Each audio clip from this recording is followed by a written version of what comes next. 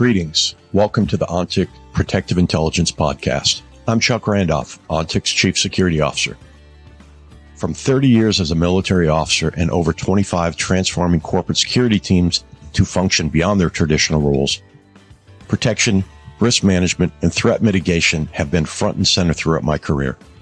This podcast series will explore the turbulent world of risk, security, and protective strategies through conversations with leaders and innovators in the field. Now, on to the discussion. Lou Silvestris currently leads the Risk Intelligence and Investigations team in the Protective Services Division at American Family Insurance. His team is responsible for proactively identifying, assessing, and mitigating real and potential global risks and threats to its company's people, assets, and events. They support strategic decision-making with meaningfully accurate and timely analysis of potential risks to the company, along with leading mitigation risk associated with potential workplace violence. Prior to AmFam, Lou previously worked for several multinational consulting companies. He began his career in the CIA as an analyst covering weapons development and proliferation, transitioning to counter-narcotics operations and then counter-terrorism operations. He served on several task forces related with federal, state, and local law enforcement agencies for over 10 years, and in his final assignment, Lou was the Chief Intelligence Officer at Homeland Security Investigations, the Newark, New Jersey office. There, he implemented a new agency-wide intelligence program for managing groups of analysts and investigators. Lou earned an MA in International Relations from Rutgers University and a BA in Political Science from Seton Hall University. Lou, welcome to the ONTIC Protective Intelligence Podcast. Take two. Thanks, Chuck. Great to be back. Looking forward to it. For those that didn't hear, I only had to do that like 3 times, so thanks for thanks for suffering through that with me. Lou, part 2, man. Great to have you back on the microphone, as they say. Thanks. Yeah, really looking forward to it. I had a great time the first time, so looking forward to more. I mean, there's so much, clearly there's some things that we didn't get to, some things we want to talk about. So appreciate that we were able to kind of align calendars and get back together, kind of have a finish up.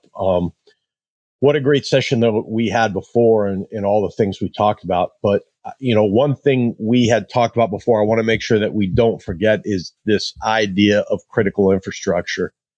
On the last show, we talked a lot about permacrisis, and you talked about that great report that AmFam did a few years back on permacrisis. And I was reflecting as I was preparing today about your time back in both the government and then the private sector. And I'm curious, we didn't really get to touch on this before because jokingly we said that's a whole podcast, and I promise we won't take a whole podcast to do this now, but I'm curious as to if you could step back, maybe put both baseball hats on your public experience and your private experience, and give us some thoughts on critical infrastructure and how we need to consider that as we move deeper into an election year.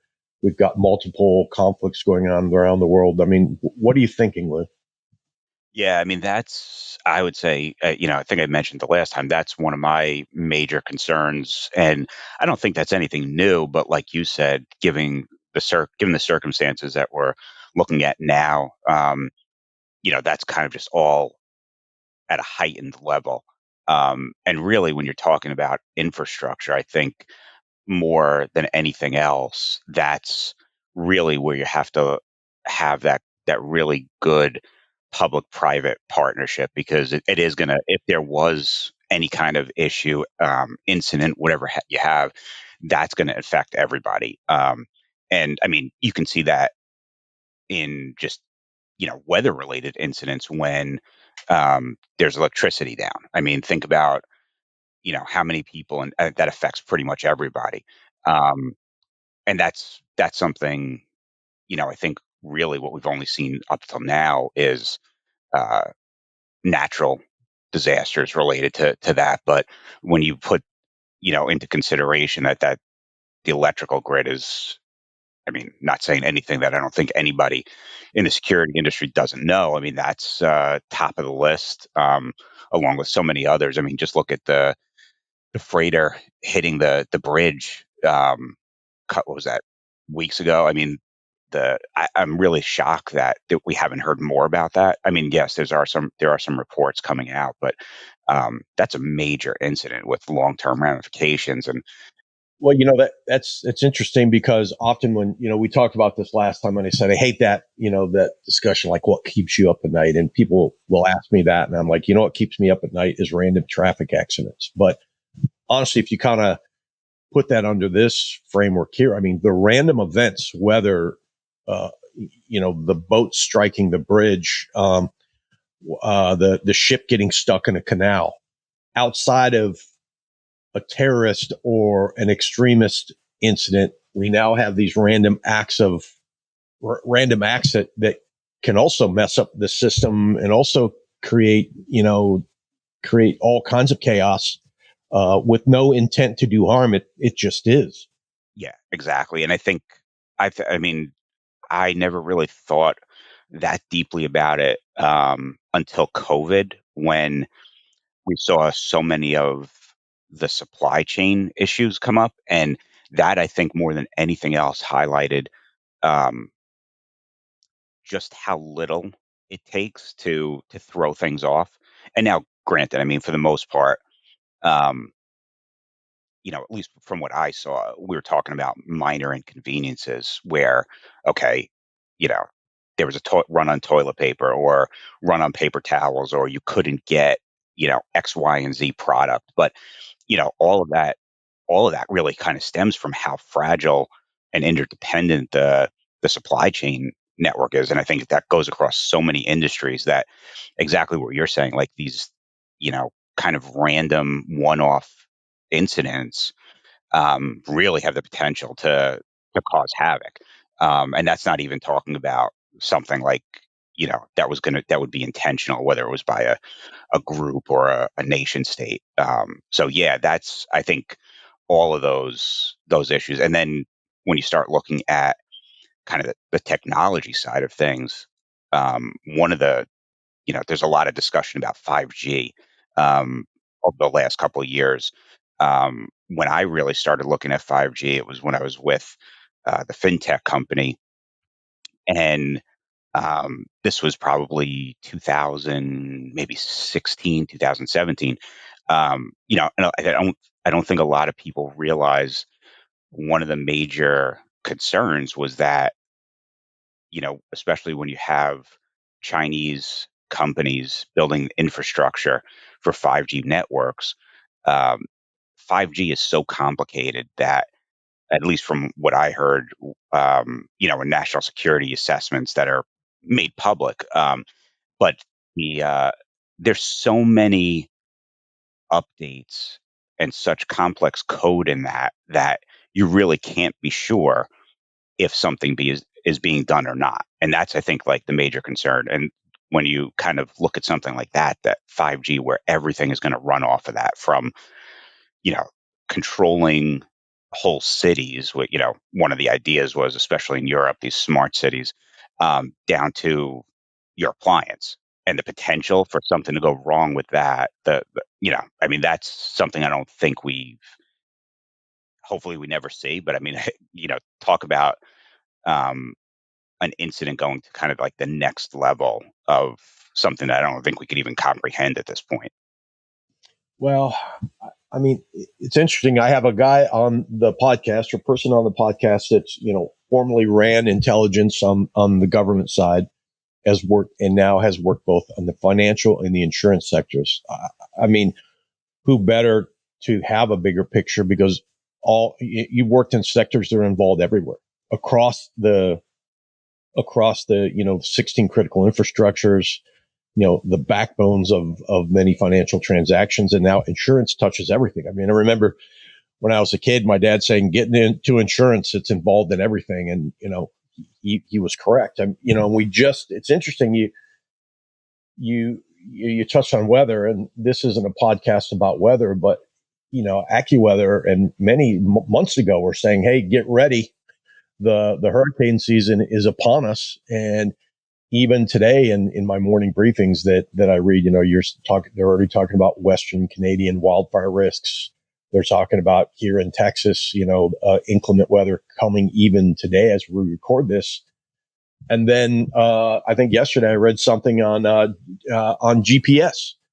And over the weekend, I read another article in the Wall Street Journal about undersea cables in Chinese repair companies and in worries about those from the U.S. government. I mean, there really is just a basket of risks and threats to consider, is there not?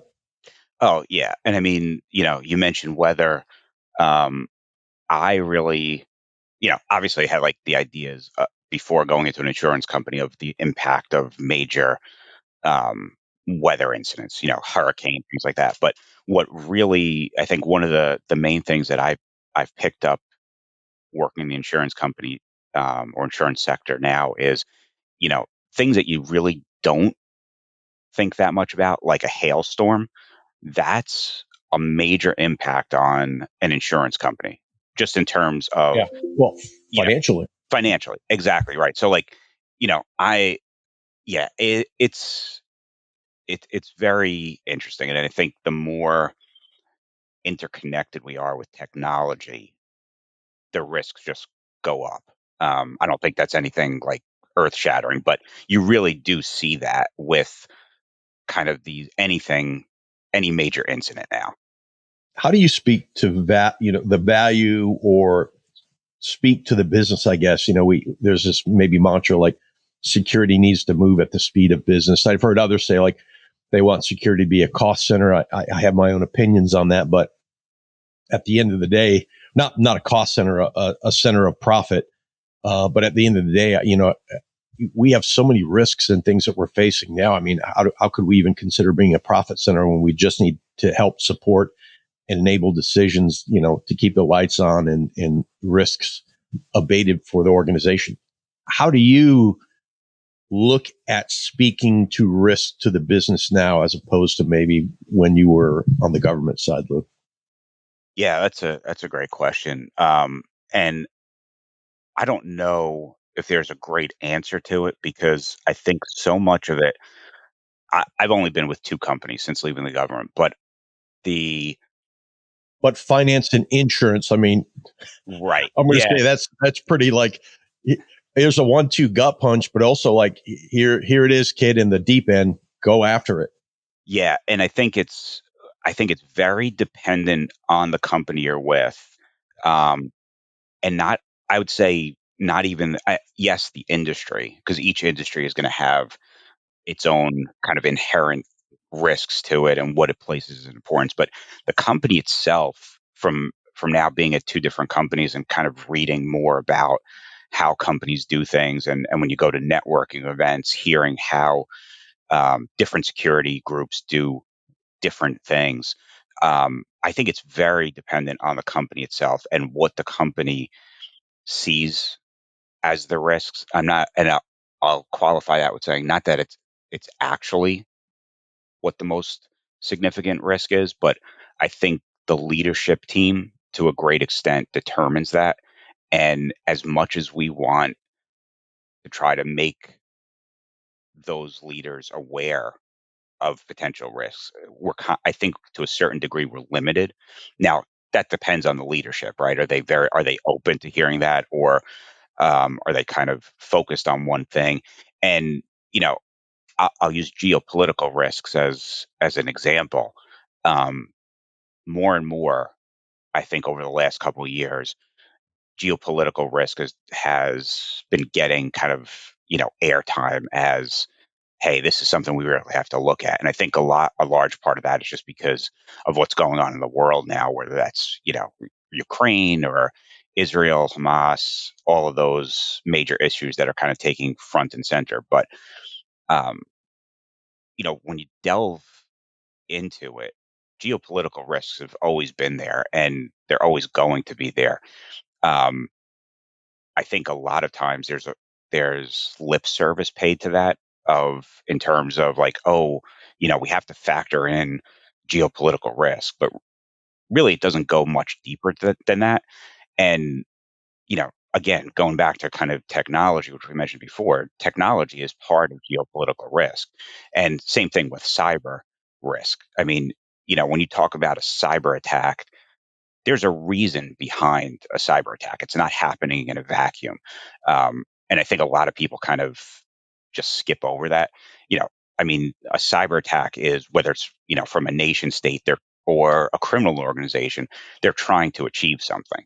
And really that gets kind of put into the basket of this overall geopolitical risk. So all that to say, I think, when you're as a as a corporate security group, you really do have to kind of find where the interest is and realize that that may not exactly align to what you think is the interest. And you can, try to make people aware. And I think that's a big part of our job is as risk professionals is kind of highlighting the risks um, to the decision makers. Yeah, I love that because it often, I've said this probably on this podcast multiple times, we're enabling them, maybe leaders or decision makers, by telling them perhaps what to think about. And what I've seen in the past is people want to tell people how to think. Let me give you the issue, tell you how to think, what you need to do, all these things. And you're right, at the end of the day, the leadership may have a different tolerance for risk than you do. We're all human. We're frail. We have bias. I mean, the last count, there's well over 180. And we approach something with maybe an unconscious or some inherent bias that maybe we brought with us. And we think like, oh, I'm a former, I'm a retired lieutenant colonel. I'm looking at some way, Lou, we got to do this right now. Here it is. And at the end of the day, you could turn back and say, Chuck, we're a multinational company. That's a risk that, believe it or not, is not in our top 5 or our top 3. So there's a certain sense of like, know thyself and maybe knowing to back off. Am I saying that correctly? Yeah. And our chief security officer has a great saying. He's there, and he said, it kind of encapsulates, we're not here to tell you what you can and can't do. We're here to help to tell you these are the risks. Do you want to do it? And this is what it's going to take to mitigate those risks. And there was a great example that I like to use. A company was trying to decide whether or not they were going to open up operations in China, and a big risk assessment was done, kind of highlighting all the risks, basically saying like, hey, if you open this up, if you open this business in China, if you make these components in China, um, the Chinese are going to get access to it. They're going to copy it, and eventually, basically, they won't buy them from you anymore. Um, at the end of the day, and lots of other risks too, but that's kind of the bottom line. And the company chose to go ahead and do it anyway because they looked at it The from lure of billions of people to get a hold of their, or buy their product. Sure. exactly. So it's like, okay, thanks for all of that, but we're still going to do it because we're going to make X amount of money, and we're willing to say in 3 to 5 years, we know we're not going to make any more, but that amount of money that we're going to make in that given time frame is worth the risk. Yeah. And it just strikes me as I listen to you that as a .gov or .mil or .le type person, you might have some sense of grand strategy. Strategy to a multinational corporation is definitely different than grand strategy for a nation state. And especially if you think this is not a political statement by me, but if you think about like democratic leaning nations vice non-democratic leaning nations, where if I'm the government, I have more control or a foot in your business than I have potentially more say or influence. So those things like, what do you mean? This is what we do every day. Whereas maybe you come towards a more democratic nation or democratic entity that,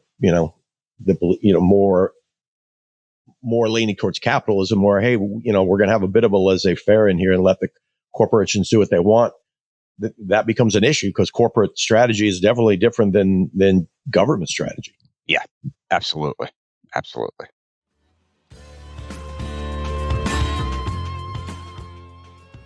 We'll get back to the conversation in just a moment, but first, I wanted to tell you about the ONTIX Center for Connected Intelligence. In the world of safety, security, and protection, we know that gathering and sharing information is crucial. That is why we created the ONTIX Center for Connected Intelligence. The center is a hub for the ongoing exchange of security strategies and best practices, insights on current and past trends, and sharing valuable learnings through expert discussion and analysis. It's made up of seasoned experts with decades of experience across a wide range of disciplines. To find blogs, podcasts, webinars, white papers, and more, check out the center by visiting ontic.co/center. That's ontic.co/center. Just a thought here. I mean, before we wanted to talk and which didn't get to it. You know, it strikes me also as you're somebody that's deep in investigations, deep with a background also in intelligence. As you kind of sit back and, steeple your fingers thoughtfully over a cup of coffee or a libation or something, what do you see on the horizon for those two fields? I mean, there's modernization, there's all kinds of things happening. I realize this is just kind of a very broad question, but I'm just curious if I leave that there. What's on the horizon from your observations? Yeah, sure. And it's funny. I would say over the last couple of months, have been thinking about this, and not necessarily in terms of work. And just bear with me for a minute; it'll make sense. But I'm kind of big buff of old TV shows, and not necessarily super old, but um, so I would say over the last year or so, I've been watching Miami Vice and then The Shield. Yes. Insert Phil Collins music here. Exactly. I have to say, growing up in the '80s, I did not appreciate Miami Vice as much as I did watching it now. Great show, but point getting to the point. Obviously, two police shows, very different. Miami Vice, you're talking about, is close to 40 years old now, which is crazy. Um, but you know, and granted, these are TV shows, but both of them showed a lot of what at the time were real world investigative techniques. Now, granted, it's law enforcement, so it's going to be a little different than corporate. But um, you look at Miami Vice 40 years ago, maybe a couple cell phones. Super rich people have them. Um, Computers basically are a novelty.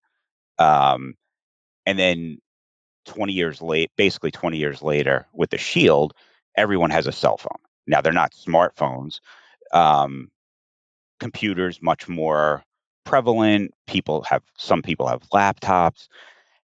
Uh, and maybe a couple mentions in the Shield of social media.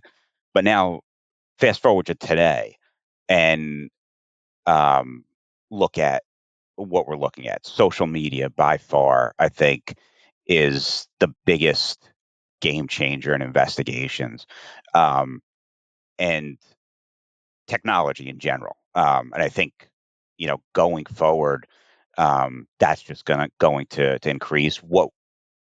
20 years from now, I don't know what we'd be looking at, but Well, I just think like OSINT, open source intelligence. Back then was, hey, I shook down Jimmy the whomever on Miami Vice, or we're bringing him with us because we trapped him when he was trying to sell us fake VCRs. And now you have, ODNI and CIA releasing OSINT strategies. I think there was a time when people kind of like, that OSINT stuff, like whatever, kid, go back to the library. But now it's a thing. I mean, you're right. It's absolutely permeated into how both intelligence investigations is done. yeah, and it's going back to the CIA part a little bit. I think um, what CIA does a really good job of. I mean, obviously on the operation side, it's the focus is on collecting secret information from human sources, but on the targeting side, um, it always has been. Um, basically getting every available piece of information that's available.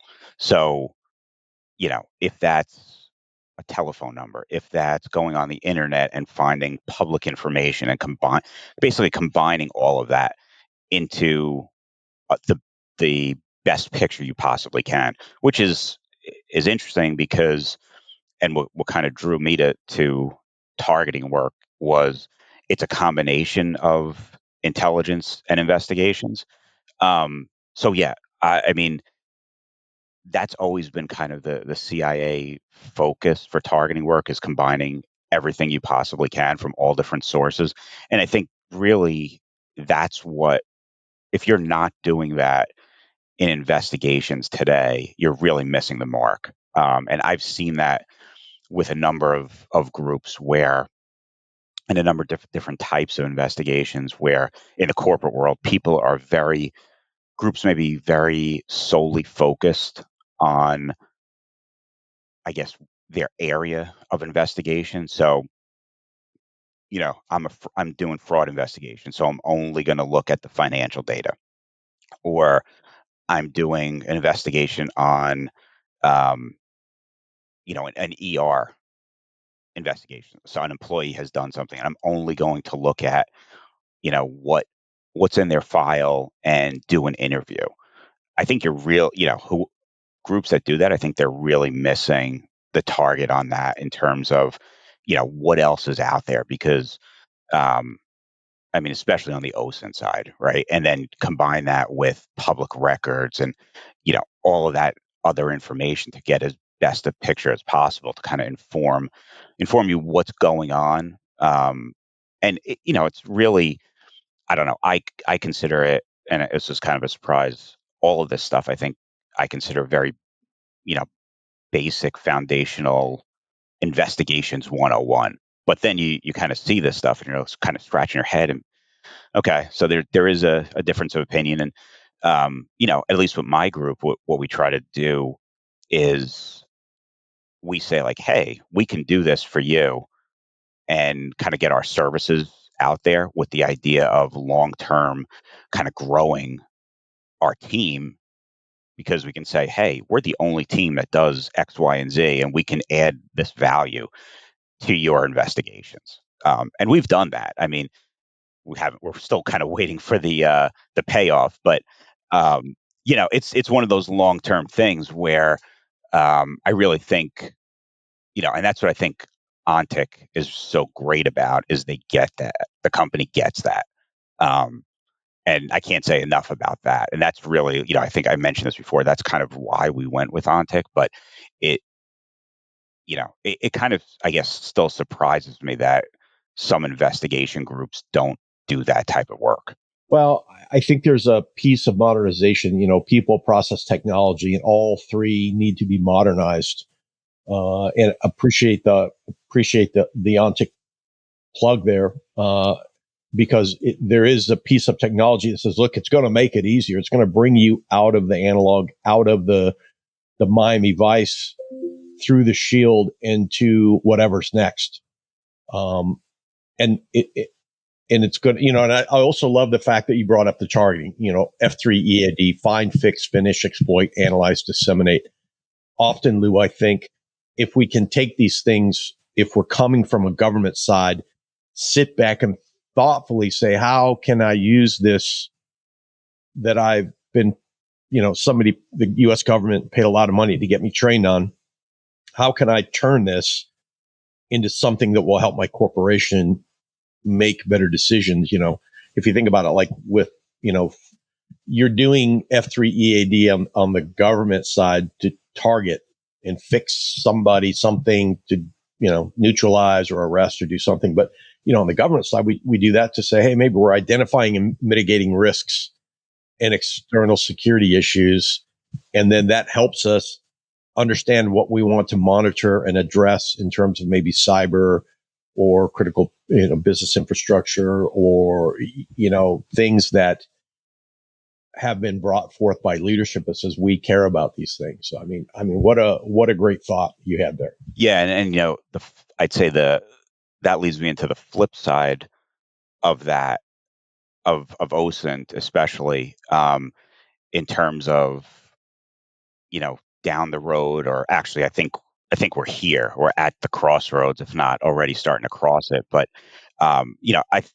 I look at it as there's kind of four main forces or factors that are at play now. You've got data in general, you've got big tech, you've got the government, and you have the business of all of that. So profit, say, and all of those factors, I think, are kind of push and pull um, with whether it's social media or um, big tech companies in general. Our laws, I think, have not kept up with technology, and But they're coming. They're yeah, definitely lagging, but you see them. exactly. You see law catching up in terms of European style information laws that have come through. Generally, I kind of say, look at New York and California. What happens there kind of permeates into the rest of the country at some point. But I think you're right that government is waking up. I'm not saying that the big tech honeymoon is over, but I'm just saying they're kind of waking up now and saying, okay, we're gonna lay some parameters around all y'all. Yeah, and it's going to be really interesting to see because on the one hand, as investigators or intel analysts for a company, we're relying on that information to get as much information as possible for to mitigate a threat. On the other hand, it's at what point does that access to information become invasive to the people that we're looking at? And I think it's just it's a balancing act, and um, in terms of that, I think kind of leads into the um, countering false and misinformation discussion. For sure, because we have look on one end we're concerned about citizens' rights, and we should be, but now we also have to be concerned. Speaking of tech and others, with you know what is the old adage? You can't stand up in a crowded theater and yell fire if there's not one. What's the equivalent of that in social media to say, hey, by the way, going back to critical infrastructure, the power grid's down in Georgia when it's not, or something, and you think about AI and we see all this stuff happening right now with deep fakes and everything else. I mean, absolutely. I think mis and disinformation is, if it's not something, just my own Randolph's personal thing, if you're not following that as an issue, write it down and underline it on your piece of paper, and you need to start looking at it. Yeah, 100%. And we had we had a bit of an issue with that, and it's on a very in the scheme of things, super small uh, issue, but basically somebody putting out a video claiming to be an employee of a company that they weren't. Um, but that kind of it kind of highlights how easy it is, and then how do you counter that, right? Or do you counter it? Do you just let it kind of you know but that's a super small issue, but then yeah, when you go into But if that goes viral, right, exactly, and if untested, and by the way, I'm not trying to create process or protocols, but if that goes untested, or it goes, when it goes viral, or five more people do it, or suddenly a group latches onto yeah, it becomes an issue at some point. yeah, and I think what I've seen over the last couple of years, which I would say gives me pause on all of this, though, is when you have the government taking I guess, the approach to countering that, which just saying, "Oh no, that's wrong," or "Don't look at this information." That, to me, I think is a gigantic mistake, and I think we have to do as the government. Putting my government hat on, I think we have to do a better job of saying why it's wrong. Saying, And I think it gets, you know, obviously there's a lot of uh, political issues involved with that, but I think we're at a point now, especially over the last few years, where um, people need to know more than just, oh no, that's wrong. I'm curious, Lou, do you think there's a bit of the crowd will also have a say?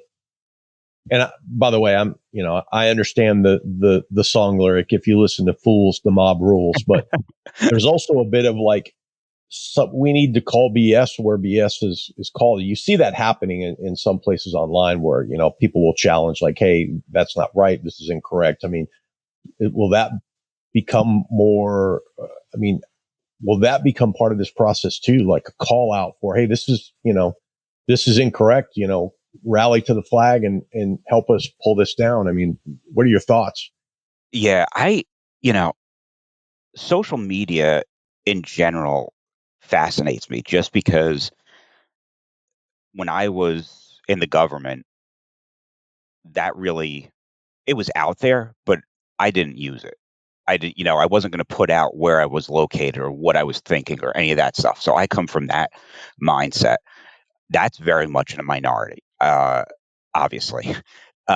Social media in general is built around sharing, um, if you want to say personal, whatever habits, personal, and then yeah, people, Or what's personal? right, exactly, and so that whole part of I still don't quite get that on social media, but all of that said, um, I the thing that really amazes me from the security industry standpoint is, um, when the Twitter files came to light, I was really, I have to say, I'm really surprised there was not enough, that there wasn't really a discussion of that in the OSINT community in depth, because whether you agree with it, disagree with it, whatever the case may be,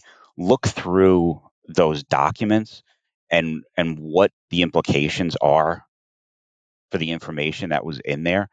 Um, and I think, what that kind of feeds into what we're doing as security professionals in general, which is, if we're using OSINT, whether it's for investigations or intelligence products, you really have to have a confidence in the information that you're using. And not saying that, somebody, and I'm not really talking about somebody jumping on Twitter and saying, I'm going to bomb X, Y, and Z. That's very, like, to me, clear cut, whatever. Um, I think when you start using social media, especially without other sources of information, you can really skew what you're trying to put across. And you know, to the other side of that, maybe people do want to do that, but I think as a security industry, we really have to, especially with OSINT practitioners. I mean, you've seen this probably all over LinkedIn. There's tons of people specializing in OSINT. It's a whole, it's an industry, right? And I started looking for it because I'm like, surely people have to be talking about this, um, because again, big picture implications. Going back to what's false or misinformation, when you have the government talking directly to big tech companies, which by all accounts it was. And I'm not saying they shouldn't, right? Because, especially if you've got a legitimate threat, you want that relationship to be there. But when it crosses into lines of what's deemed as false information or misinformation, I think the potential for, um, like, really serious issues to come up, whether it's censorship or whatever you may be. I mean, I think that's a serious issue, especially for the United States, right? I mean, because that's, I mean, it's literally the foundation of our country, free speech. And how do you navigate that in this social media? you know, technology age. And I think it's important too, and this is a maybe a blurry line between public and private, is like, well, look, if we're a bad actor, I mean, you can't look at grand strategy always through the US's eyes or through the eyes of the country you're living in. You have to consider, like, how does the other person think? And at the end of the day, you hit it. Free speech is an institution, if you will. And maybe my goal is the opposite, or the opposing nation state. I don't need to win. I just need to get people. I just need to get people to think differently about the West. And I don't mean geographically. I mean geopolitically here. Like, so if I can now dilute or chip away at the institutions, then I'm winning, because, winning isn't always maybe coming out first. Winning is just making sure that you don't win. So I think you're onto something there. And I know many have talked about that too, but I think you're absolutely right. And it goes back to your, hey, look, we have policy in law, if you will, catching up to say, okay, we're figuring this out. We might be a little slow to it, but we're figuring it out. But I just wonder if will it be too late? Yeah, and I think what always comes to my mind in terms of the laws and technology is, and free speech or speech censorship, whatever you may have. You know, 15, 20 years ago, it was much easier to say, "Oh, that's outside of the U.S." That those lines are gone. I mean, because you know, Have VPN, will travel. yeah, exactly. So how do you deter and that goes both ways. I mean, a little bit outside of this discussion, but you know, from a government perspective, if we're I don't think I'm saying anything that people don't already know, or it's definitely out there. You know, information operations, propaganda, whatever you want to call it. That's nothing new. That's been going on forever. Yeah. And everybody does it, right? So the US is doing it, has done it, you know, um, part of our strategy, World War II, Korea, all the way up till today. Um, it was much easier to define where that message was going and who's going to hear it in the past. And now you're looking at something where, you know, oh, we put something out to influence Russia. Well, an American citizen can get on whatever platform, hit translate, and it's in it's in English instantly. So that that's a huge change in past and I don't know if our legal system has caught up with that either. And vice versa. No, I agree. I agree. And I think about, information operations, and the idea of, like, we want to defend our lines of information and disrupt others who might be trying to counter our line. And then, of course, influence for, uh, positively influence the message of, maybe the United States or Australia or where we're living around the world. I mean, it's much more complex than that. But I think it's not maybe not complicated, but very complex to do. And I think when you add law in there, and then corporations in the private sector, I mean, it's hard. I mean, especially for Western nations. I mean, really hard, because, you just can't walk in and say, thou shalt do this because I said so. I mean, and then you have laws, maybe carrot and stick kind of thing. So as we think about this, I mean, let's think big picture. I mean, the last time you were on, we talked about permacrisis at the beginning of the show. We talked about the report that AmFam did. We've continued to talk about that at ONTIC, other places I hear. Talk about this never-ending risk environment that we're in now, and we talked about weather and cyber and all the things. I think after this, I just need to go for a walk. But what's your advice for managing and being effective within all this?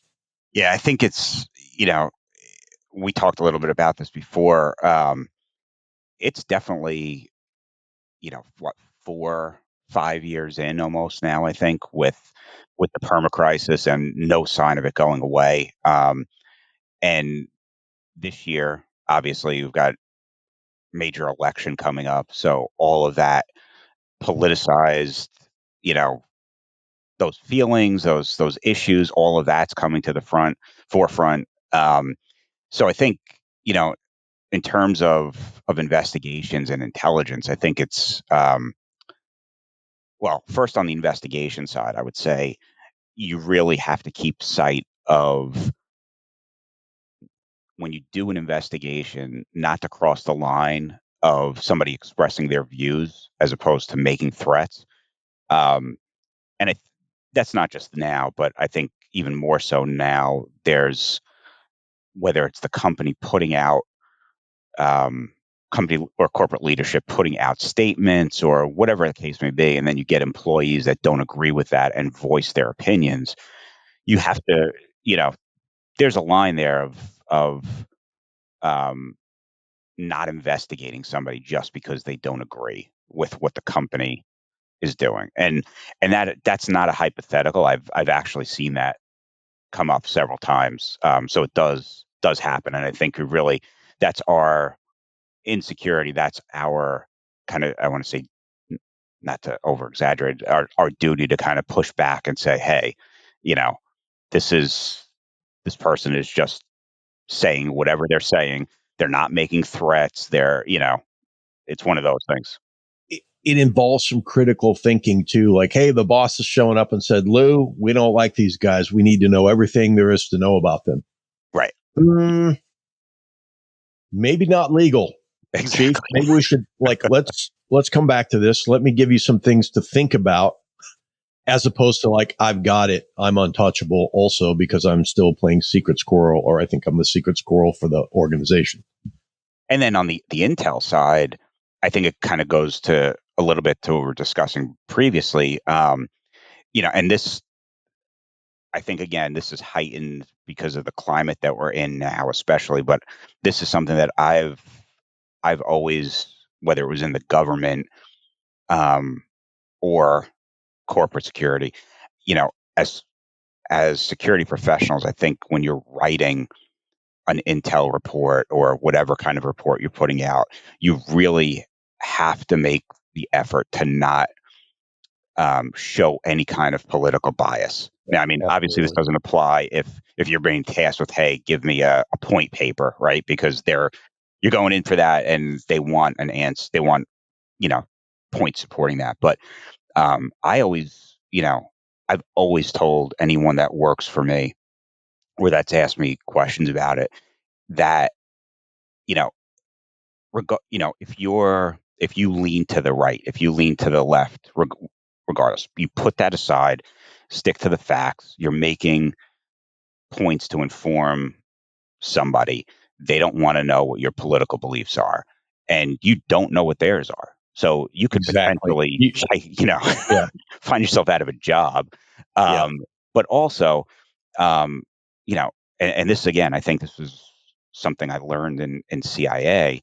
Um, you know, read what your opponents are writing, and whether that's, you know, a foreign nation state or whatever the case may be, right? Like I I always read if I'm reading something from, you know, that has a right leaning to it, I'll always read something that has a left leaning to it. And you know, because why wouldn't you, you know, most basic level, why wouldn't you want to know how a threat actor thinks from their point of view?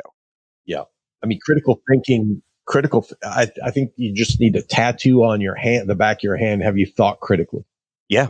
No, absolutely. Or maybe we need a little rubber, those little rubber, bracelets that says, reminder to think critically, because you're absolutely right. Like, I've done this, I've gone down the rabbit hole, as they say, and now I'm all in, but maybe I've let the algorithm feed me all the information about it. Right. And I think, you know, it's funny you mentioned algorithm because that was kind of one of the other things I'm thinking of, you know, more and more, you know, I think we're seeing AI and vendors pushing AI. I think there's definitely a place in investigations and intelligence with AI, and I think I mean, you could probably make the argument it's here already. And it's been here for a while. It's just now that it's getting a lot more press because there's a lot more capabilities. But at the end of the day, it's still going to be the human investigator or intel analyst that needs to review that stuff and make sure. Somebody needs to feed the beast, and somebody needs to read what the beast is writing. And I would argue that AI is probably not going to get rid of your job unless you're poor at it. Yeah, I completely agree with that. And I mean, again, this goes back to a little bit of what's on the horizon, say investigations and intelligence. But, it would be great, if an AI, you just speak somebody's name that you're looking at or their information into a system and AI pulls up everything it possibly can, right? I don't think we're anywhere near that. No, but I think that's the way. If you think about, a lot of talk about old TV shows like Star Trek or something where you're just speaking to the air, like, please pull everything you can about conversations between Chuck Randolph and Lou Silvestris regarding open source intelligence. Tell me what their key themes are and produce a bullet executive summary for my review. Exactly. Yeah. And to think of, because we always talk about on my team, and especially in our line of work with responding to workplace violence concerns, it's always, the getting an initial threat assessment as soon as possible.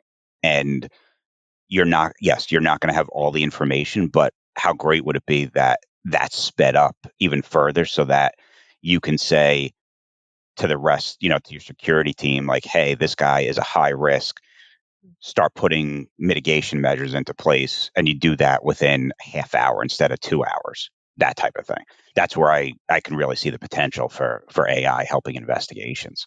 No, I totally agree. And I think as we look at it, AI, it is here. We're just talking about it now, probably. I think as we consider quantum, that's quantum plus AI equals OMG. But that'll be probably for part 3 of this. That's my friend. Lou, it's been great. I appreciate you spending time. I mean, the best place for people to find you is still LinkedIn, I assume. It is, yes. And anything on the horizon or any last bits of information as we move to close this one out, advice for people or something you're reading? I would just say, kind of going along with what we were talking about for this year in the election, I don't think we've hit the crazy point yet. So, and we've seen a lot already this year. I say all that, in the context of there's been a lot already, but I think we've got more to go. I think it's going to get very interesting. So I'm kind of just bracing for it, not knowing what exactly. And I think that's the best you can do. And I think a lot of people have said that, whether it was at the summit or in other forums. It's going back to that permacrisis thing again, whereas you just got to expect something to happen and have, kind of your plans in place as much as you can, knowing that you're not going to know exactly what is going to happen. Yep. That's sound advice. And if you don't have a plan, you still got time to write one. Exactly. So, Lou Silvestris, my friend, thank you for being yet again part of the ONTIC Protective Intelligence podcast. Thanks again, Chuck. Really appreciate it.